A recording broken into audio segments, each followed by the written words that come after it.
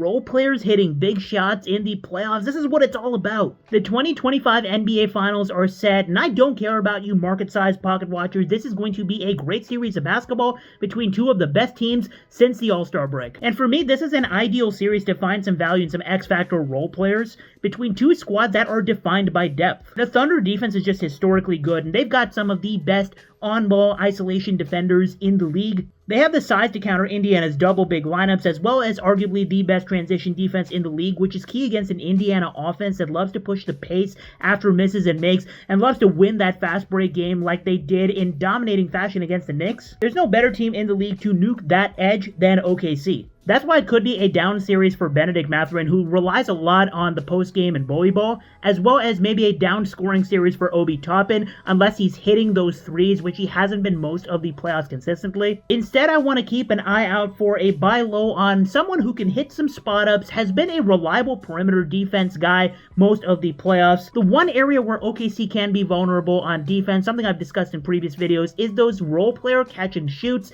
as they sometimes overhelp in the paint. This could be a blow-up series for one of those role players off the bench that can do a little bit on both ends of the floor and hit those big shots in the half-court attack. Might be time to buy low on Ben Shepherd. On the other side, the Pacers defense is currently running on the grit of Andrew Nembhard and Aaron Nesmith, and they've been winning and forcing turnovers at the point of attack, and it's been a huge reason that Indiana defense has had some of their biggest games. In the regular season and playoffs, Indy has also been a solid defense against spot-ups as well as the transition game, and while their numbers may not be as good against the pick-and-roll roll men, you gotta look at the bigs they've played so far. Karl Anthony Towns, Giannis Antetokounmpo, Evan Mobley, just a full list of skilled bigs. And of course, OKC counters that with Isaiah Hartenstein and Chet Holmgren, who have skilled themselves, but they use them completely different. The series should be centered around trying to stop Shai Gilgeous-Alexander and give him different looks, and not just give him the same look between game to game. And Rick Carlisle is going to have to figure out how to contain him, because I promise you,